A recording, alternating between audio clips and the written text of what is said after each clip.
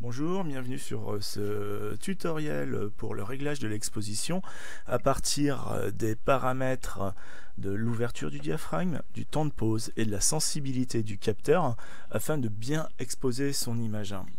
Ici sur cette image, on peut voir un appareil photo réflexe vu en coupe. Donc, prendre une photo, c'est capter la lumière de l'extérieur qui va rentrer par l'objectif en passant par les lentilles, qui passera par le diaphragme, qui est un dispositif mécanique composé de lamelles métalliques minces et opaques, formant une ouverture centrale réglable qui permet de limiter le nombre de rayons du faisceau lumineux qui arrive sur le capteur. Voilà, donc le diaphragme, lui, il est centré sur l'axe optique qui sépare les deux groupes de lentilles, antérieure, ici, et postérieure de cette partie-là. Donc, il a trois fonctions principales: la régulation de l'illumination du capteur, la modification de la profondeur de champ de l'image et la limitation des aberrations optiques de l'objectif. Alors ici, donc, on voit les rayons qui passent par la partie centrale du diaphragme. C'est ce qui s'appelle le point nodal. Ici, l'image va s'inverser et quand elle arrivera sur le capteur, l'image sera inversée. Donc, par contre, quand vous allez faire votre visée, les rayons vont venir se refléter sur un miroir qui sera à 45 degrés, vont passer par un prisme, plus exactement à pentaprisme, de façon à redresser l'image pour qu'on puisse la voir droite et non pas à l'envers. Quand vous allez prendre votre photo, le miroir qui se trouve ici va se relever et alors les rayons vont pouvoir arriver sur l'obturateur qui lui va s'ouvrir. L'obturateur est un mécanisme permettant de contrôler la durée d'exposition du capteur, c'est-à-dire le temps pendant lequel la lumière arrive au capteur. L'obturateur agit comme un rideau qui s'ouvre et se referme juste le temps de laisser passer la quantité de lumière désirée. Alors, si vous utilisez le mode Lave View, le miroir restera ouvert, l'obturateur sera toujours aussi ouvert et on aura un obturateur qu'on dira électronique.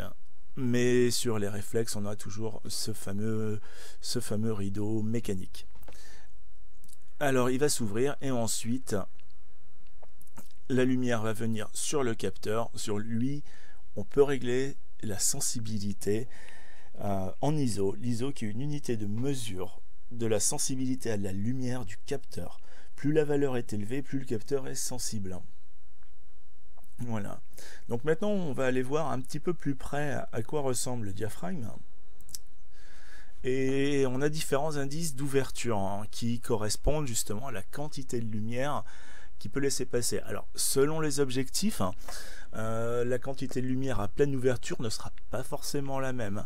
Dans cet exemple, on suppose qu'on est sur un objectif dont l'ouverture maximale est de f2 et la plus petite ouverture, où on laisse passer le moins de lumière, est de f16. Ça varie d'un objectif à l'autre. Certains objectifs commencent à 4, 4,5 ou 5,6, mais peuvent aller jusqu'à f32. Alors, ici à f2, on n'aperçoit pas les lamelles, on laisse passer le maximum de lumière sur cet objectif. On va pouvoir le régler en fermant un petit peu notre diaphragme, et là on a un iris qui commence à se former. On aperçoit les lamelles qui sont opaques, qui vont donc laisser passer moins de lumière. C'est un petit peu comme un robinet qui est à f2, il est grand ouvert, à f2 8, on commence à le fermer et l'eau va couler plus doucement. La lumière ici arrivera aussi en moins grande quantité. Alors, la différence par exemple entre f2 et f2 8, c'est qu'à f2 8, on laissera passer 2 fois moins de lumière qu'à f2. À f4, on laissera passer 2 fois moins de lumière qu'à f2 8, donc 4 fois moins de lumière qu'à f2. Mais à f4, on laissera quand même passer 2 fois plus de lumière qu'à f5, 6. La différence, on va l'appeler justement un diaphragme de différence, ou un IL, un indice de lumination.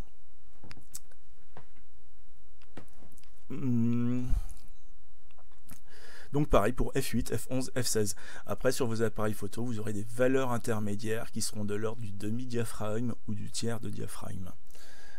Ici, entre chaque valeur à l'écran, on a un IL d'écart ou un diaphragme.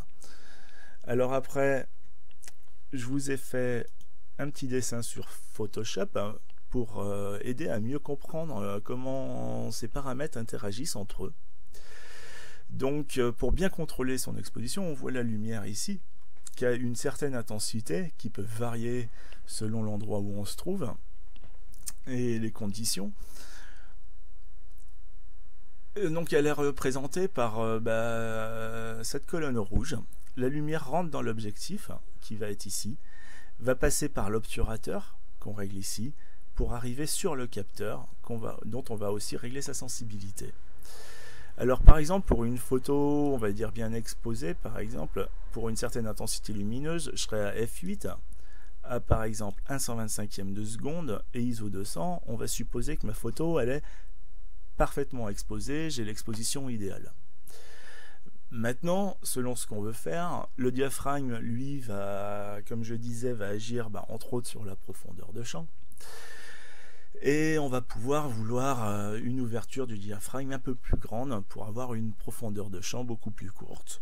Ou pour d'autres raisons, en photo de sport ou autre, on jouera sur la vitesse d'obturation, on voudra aller par exemple vers 1 millième, 1 2 millième de seconde pour un objet qui se déplace très vite, de façon à l'avoir de façon nette et qu'il n'y ait pas de flou de bouger, ou que nous-mêmes n'ayons pas de flou de bouger lorsque on prend une photo. Et après le capteur, donc quant à lui, sa meilleure qualité sera toujours quand on sera sur ISO 100, puisque quand on monte en sensibilité, il capte mieux la lumière, mais en même temps au détriment de ce qu'on va appeler du bruit, ou ce qu'on appelait du grain en argentique, ce qui donnera une image un petit peu moins précise, un peu moins jolie. Donc l'idéal c'est d'être à ISO 100. Voilà. Alors ici sur ces différentes petites barres, on verra que j'ai réglé de f1.4, on laisse passer beaucoup de lumière, f32 très peu. Et dans les temps d'obturation, j'ai 30 secondes, on va passer beaucoup de lumière à 1 8 millième très peu. En sensibilité 6400 ISO, on capte très vite, on est très sensible à la lumière, à ISO 100, peu sensible à la lumière. Donc, si par exemple je veux ouvrir à 5.6, je laisse donc passer 2 fois plus de lumière. Chose importante, ici je vais avoir ma photo qui sera surexposée. Donc je dois laisser passer 2 fois moins de lumière avec ma vitesse d'obturation. Je passe donc à 1 250e, je reste à 200 ISO. Ma photo est aussi bien exposée que la précédente. Si par exemple j'ai un objectif qui ouvre à f1.4, je veux faire un joli portrait avec un joli bokeh derrière, c'est-à-dire un arrière-plan qui soit flou, mais ma première zone qui soit bien nette. Donc j'ai 1, 2, 3, 4 diaphragmes d'écart, ou 4 IL. Je vais passer à f1.4, il va falloir ici, donc je laisse passer 4 IL, 4 IL de plus de lumière. Je vais donc ici en laisser 4 IL de moins, 1 500e, 1 millième, 1 2 millième, 1 4 millième. Ici à f1.4, 1 4 millième de seconde, ISO 200, ma photo sera toujours bien exposée comme si j'avais été à f8, 1 125e de seconde, ISO 200. Maintenant, ISO 200, ma qualité elle est meilleure. Donc je vais me dire, je passe à ISO 200, je capte 2 fois moins de lumière. Je reviens donc par exemple ici à 1 2 millième pour laisser passer 2 fois plus de lumière. Mon diaphragme, je ne peux pas l'ouvrir plus grand. Donc ici je suis bloqué, là j'avais pas le choix. Je suis obligé de jouer sur ma vitesse d'obturation, qu'on va d'ailleurs aussi appeler durée d'exposition ou le temps de pause. Donc voilà, vous avez à peu près compris le principe. Parfois on va être dans des ambiances très sombres, on sera quand même obligé de monter la sensibilité pour avoir une vitesse d'obturation suffisamment lente pour ne pas avoir de flou de bouger ou autre. Tout dépend des photos, mais on peut interagir sur chaque paramètre et selon les photos, justement c'est l'intérêt de ne pas avoir un mode automatique, de ne pas travailler en automatique, c'est de pouvoir régler ces paramètres selon la photo et le rendu qu'on désire avoir. Merci beaucoup, j'espère que ça vous aura aidé, à bientôt.